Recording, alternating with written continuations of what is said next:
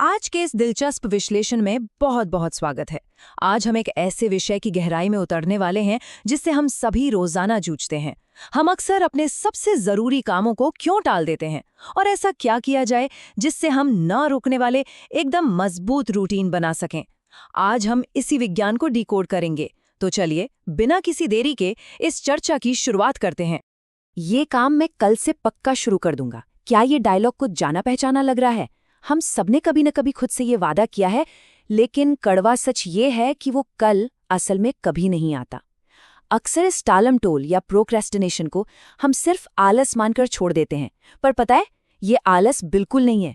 ये असल में इमोशनल अवॉइडेंस है, यानी अपनी भावनाओं से बचना।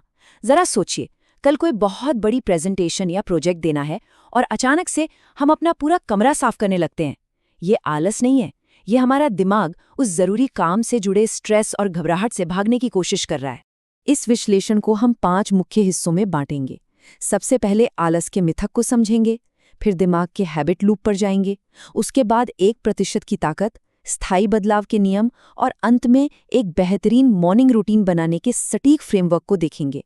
तो चलिए सीधे पहले हिस्से पर आते हैं, आलस का मिथक और ये समझना कि हम असल में कामों को क्यों टालते हैं। हमारे दिमाग के अंदर ना 2400 घंटे एक जबरदस्त जंग चल रही है। एक तरफ है हमारा लिम्बिक सिस्टम, यह हमारा इमोशनल ब्रेन है जिसे बस तुरंत मिलने वाला आराम और मजा चाहिए, यानी झटपट डोपामाइन। और इसके ठीक सामने खड़ा है हमारा प्रीफ्रंटल कॉर्टेक्स। ये बिल्कुल लॉजिकल है, भविष्य की प्लानिंग करता है और अनुशासन संभालता है। अब होता क्या है कि जब भी हम कोई मुश्किल काम करने बैठते हैं तो इन दोनों में सीधी टक्कर हो जाती है। दिमाग में ख्याल आता है, चलो बस 5 मिनट फोन देख लेता हूँ, फिर पक्का काम शुरू करूंगा। और बस यहीं लिम्बिक सिस्टम जीत जाता है और देखते ही देखते 2 घंटे बर्बाद हो जाते हैं।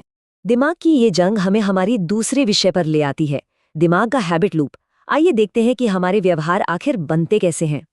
MIT के शोधकर्ताओं ने ये पता लगाया है कि हमारा दिमाग ऊर्जा बचाने के लिए हमारे रोजमर्रा के कामों को ऑटोमेटिक कर देता है। इसे ही हैबिट लूप कहते हैं और ये 3 स्टेप्स में काम करता है। पहला है क्यू या ट्रिगर, जैसे अचानक स्ट्रेस होना या फोन पर कोई नोटिफिकेशन आना। दूसरा है रूटीन, यानी वो काम जो हम बिना सोचे समझे करने लगते हैं, जैसे फोन उठाकर बेतहाशा स्क्रॉल करना। और तीसरा है रिवॉर्ड, जिससे हमें उस वक्त अच्छा या रिलैक्स्ड महसूस होता है। अब अगर किसी बुरी आदत को तोड़ना है तो उसका एक ही अचूक तरीका है, ट्रिगर और रिवॉर्ड को वैसा ही रहने दें, बस बीच का रूटीन बदल दें।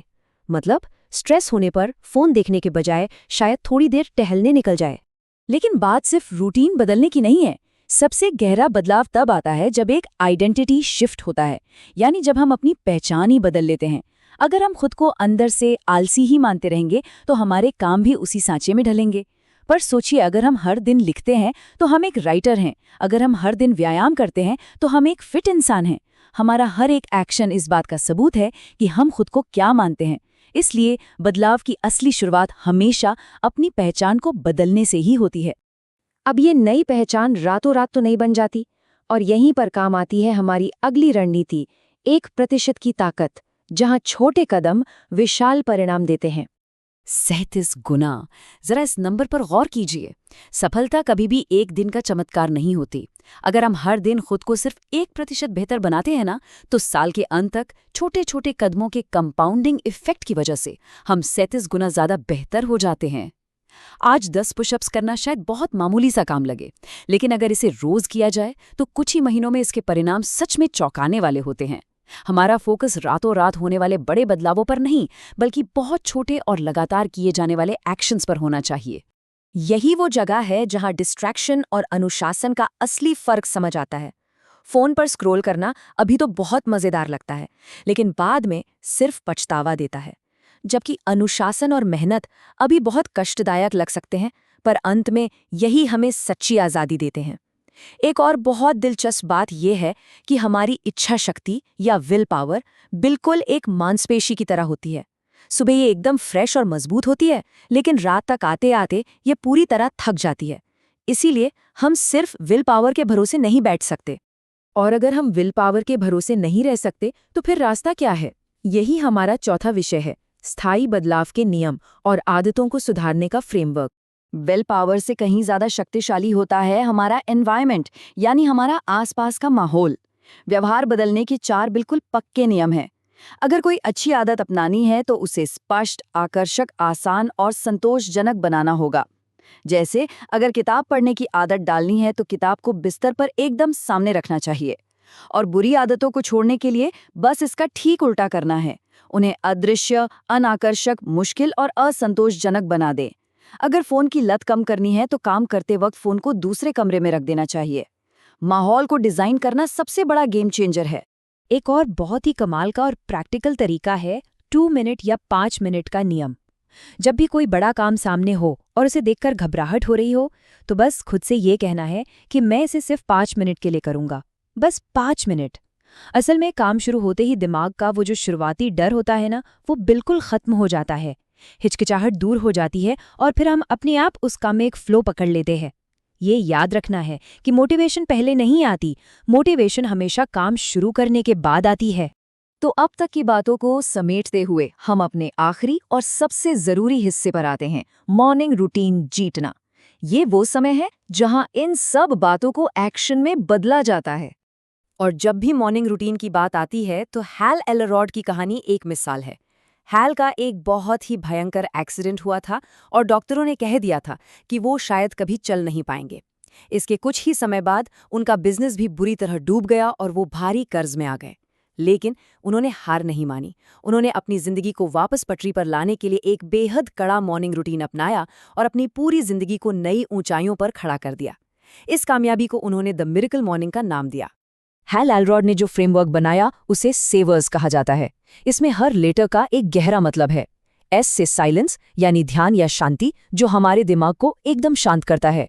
ए से एफर्मेशंस यानी खुद से सकारात्मक बातें करना, जो हमारे सबकॉन्शियस माइंड को रीप्रोग्राम करता है। वी से विजुअलाइजेशन, जहां हम अपने सफलता की प्रक्रिया की कल्पना करते हैं। ई से एक्सरसाइज, जैसे बस कुछ मिनटों के लिए जंपिंग जैक कर लेना। आर से रीडिंग यानी कुछ ज्ञानवर्धक पढ़ना। और अंत में एस से स्क्राइबिंग यानी अपने विचारों या लक्ष्यों को जर्नल में लिखना। ये 6 छोटी छोटी आदतें मिलकर हमारे दिमाग को पूरे दिन की पीक परफॉर्मेंस के लिए तैयार कर देती हैं। खैर, अब एक बहुत बड़ा सवाल ये आता है कि कोई नई आदत पक्की होने में आखिर दिन कितने लगते हैं। हमने अक्सर सुना होगा कि 21 दिन लगते हैं, राइट? लेकिन विज्ञान और बिल्कुल ताज़ा रिसर्च बताती है कि ये 21 दिन वाली बात एक मिथक है।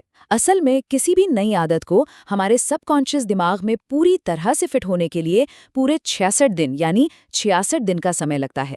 इसलिए सफलता की असली चाबी है लगातार, बिना रुके 66 दिन तक उस काम को करना। जैसे कि किसी बहुत समझदार इंसान ने कहा है, अनुशासन हमें सही समय पर सही काम करना सिखाता है। हमारे छोटे छोटे प्रयास जब अनुशासन और निरंतरता के साथ रोज किए जाते हैं तो वही आगे चलकर हमारी पूरी जिंदगी को नया आकार दे देते हैं। हमारी असली सफलता इस बात पर निर्भर नहीं करती कि हम कभी कभार क्या कर लेते हैं, बल्कि इस बात पर निर्भर करती है कि हम रोजाना क्या करते हैं। आज के इस विश्लेषण को खत्म करने से पहले एक बहुत गहरा सवाल है जिस पर हम सबको विचार करना चाहिए।